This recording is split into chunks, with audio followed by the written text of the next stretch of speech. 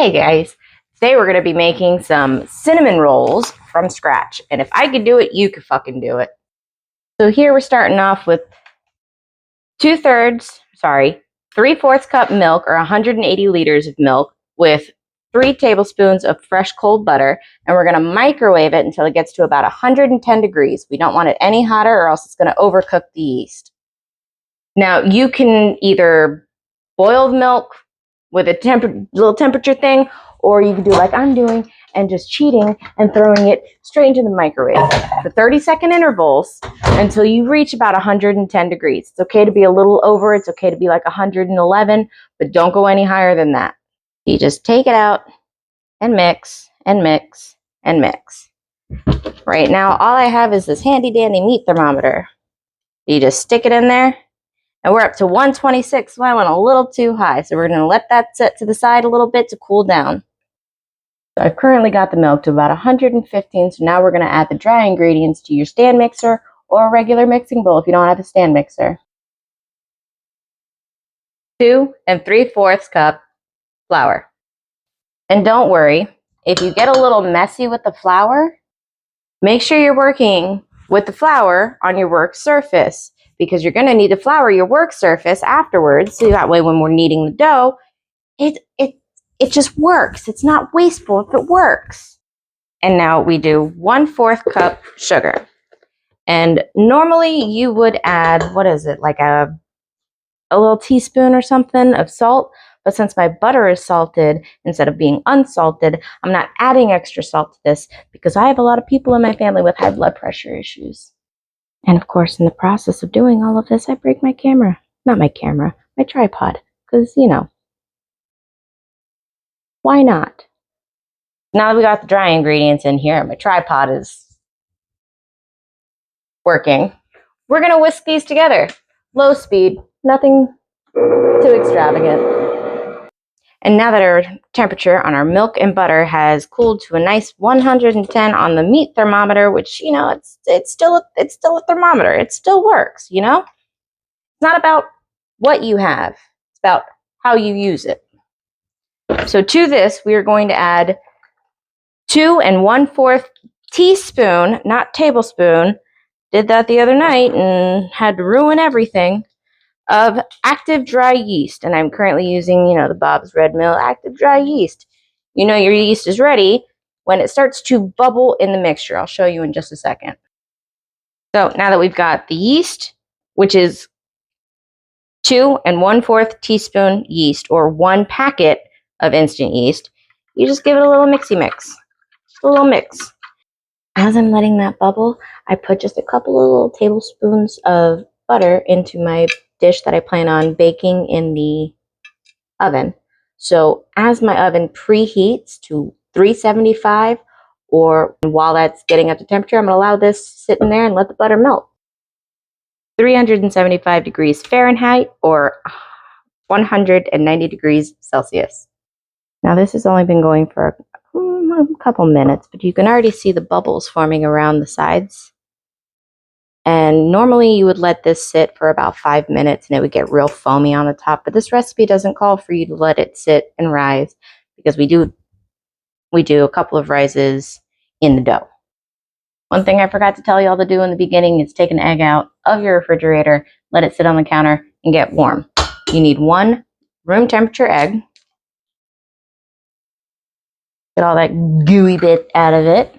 And then we're going to add our milk, butter, yeast mixture straight into the bowl. And now we're going to mix this until a soft dough forms. It's very soft. It's very sticky. If it's too sticky right now, that's fine, because we're going to change the paddle attachment out to the dough hook. If you don't have, like I said, if you don't have a stand mixer, you could do this all by hand. It's not that hard. I'm just lazy. Go ahead and set you a timer as you put this on to knead for 5 minutes. You'll know your dough is starting to come together. Shut up. You know your dough is starting to come together when it pulls freely from the sides. So I'm editing the video now, and I just noticed that I accidentally fucked up, and I thought I hit the record button and I didn't. So after it pulls away from the bowl cleanly, put it in a greased Tupperware, a greased bowl, and let it sit for about 10 minutes. So while our cinnamon rolls are resting, we are going to do 3 tablespoons of extra soft butter. And since I have it on a block, it's been out for about an hour, it's still hard. So I'm going to measure out 3 tablespoons, pop it in the microwave. We don't want it melted, we want it extra soft. I'm using a new butter. It came out a little more melty at 15 seconds. So you don't want melted butter because this is the filling. It's going to run all over the place. Into the butter, we're going to do 1/3 cup of packed brown sugar. 1 packed 1/3 cup of brown sugar. Take it and you just smash it there, get a little aggression out. You have a little extra, it's not going to hurt. Plop that shit right in. I'm sorry, I just realized you couldn't see that. Let me adjust you a minute. And now to this cinnamon. We're going to put in about 1 tablespoon of cinnamon, but it's, you know, whatever you prefer, whatever you want. Now that my hands are washed and I just dropped my napkin on the floor, we're going to get this into a nice mixed consistency. That's the word we were looking for. We want it to be kind of gritty because, we want it to be kind of gritty because that's the texture that we like. So about this is the consistency you kind of want. It would be nice if it was a little cooler, if I didn't melt the butter all the way and, you know, it was softer. But again, new butter. I'm still learning. We're all still learning.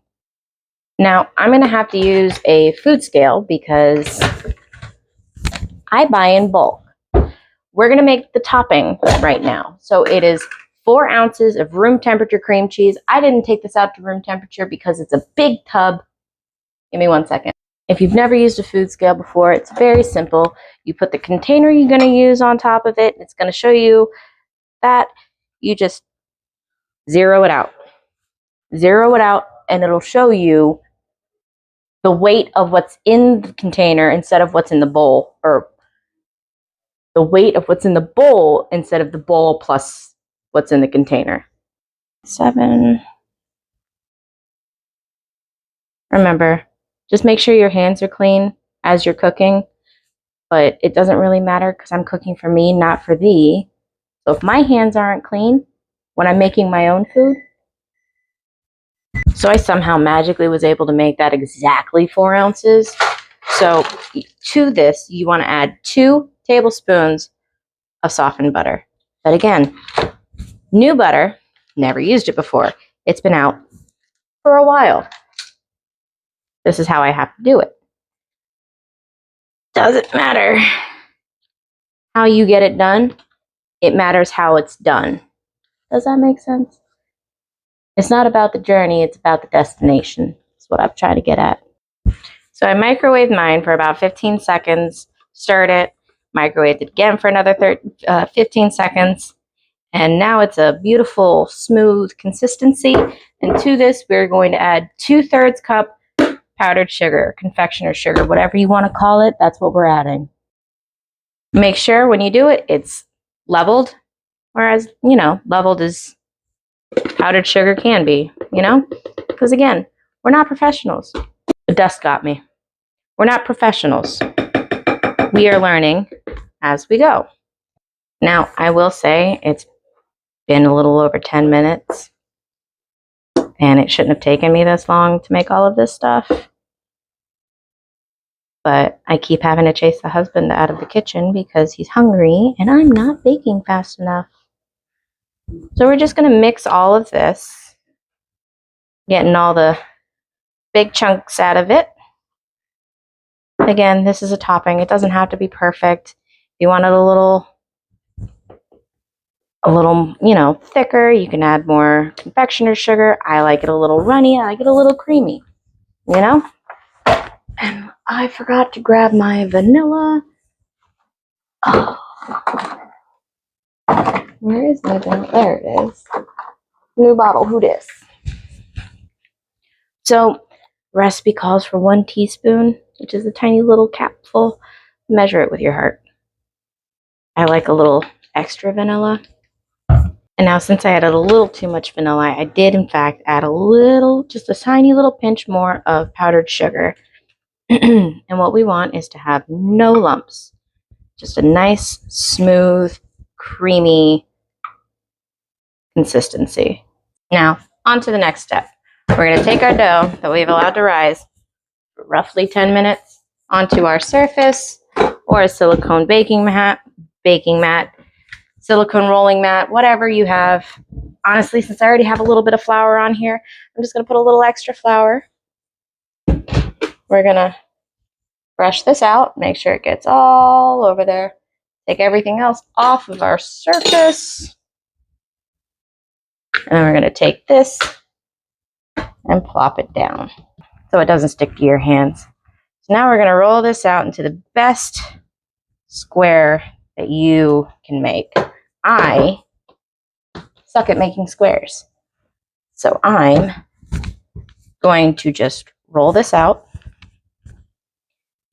You can make it as big as you can, as wide as you can, as long as you can, whatever you can. You just want to roll it all out into a nice square-like adjacent. I'm not very good at making things very even. So when I have little hacks like this, I appreciate them a lot more. Because as you can see, it can pass right over and everything is the same thickness. Now, mine's not a square. I preface this by saying I don't do shapes well because, again, it's not about how it looks, it's about how it tastes. Now, onto our dough, we are going to add brown sugar and butter mixture. Mine got a little too hard. I just stuck it in the microwave for about 10 seconds, not even. And you want to scoop all of that goodness out.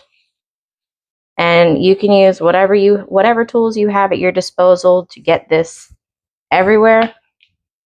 I'm going to be using a brush. We just want to brush this to all the sides. And again, this was a quick, easy little brown sugar, butter mixture with cinnamon. So if you don't have enough, you can always make more. Now, I just had to make a little bit of extra brown sugar, cinnamon, and butter. So we just want to get it to the edges. And now the reason I say earlier, you don't want your butter melted when you're doing this step is because it'll just run off when you're trying to roll up the rolls. Now we've got that as even as we can around the edges. You could either slice now and then roll them up, or you can roll it up this way and slice it. Either way, you're going to go short end to short end rather than long end to long end, because I just like using a pizza cutter because it's easier than dragging a knife across the dough. These two are going to be fun. These three are going to be fun. Once these are rolled up, we're going to put them into our baking dish that we already put the butter in the bottom of. Now we're just going to take from the sides and try to roll as tightly as we can, where my long nails come in handy because I can really tuck that shit under.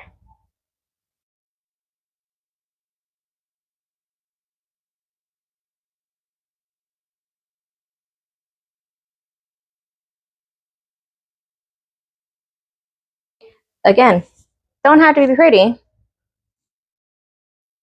but it's going to be yummy. Now this is what we have so far. Yeah, they're not perfect.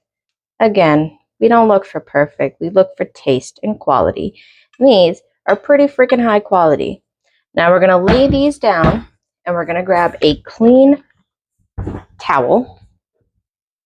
And we're just going to do this. It's in a warm place because remember earlier I preheated my oven. So working on the stove that is preheated, not a smart idea in retrospect, but you live and you learn. So we're going to let this rest for about 60 minutes to 90 minutes, and then I'll see you then. It's been an hour, and now they've doubled in size. Look at that. Now we are going to bake them at 375 degrees Fahrenheit or 200, sorry. We are going to bake them at 375 for 24 to 27 minutes, or at 190 degrees Celsius for 24 to 27 minutes. Now, if the tops get too brown, you can always grab some aluminum foil, tent the top, make sure that they get baked all the way through. What we're looking for is an internal temperature of 195 to like 200 degrees. So we'll see you back when it's time. All right, it has been 25 minutes, and now it's time to get our oven mitts and pull this shit out. Look at that. Aren't those gorgeous? And now we just take our icing and we apply it over the top. It's just that easy, guys. Like I say, if I can do it, so can you. Now, you can store these in the refrigerator or on your stovetop for up to 5 days. Just make sure it's an airtight container, because air is the killer of food. And make sure you serve these immediately.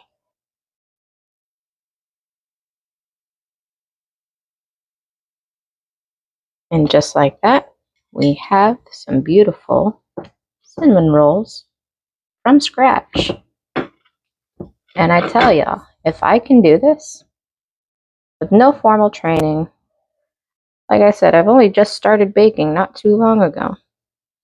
Look at that beautiful crust. Look at that.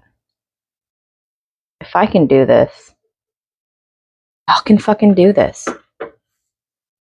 I have faith in you.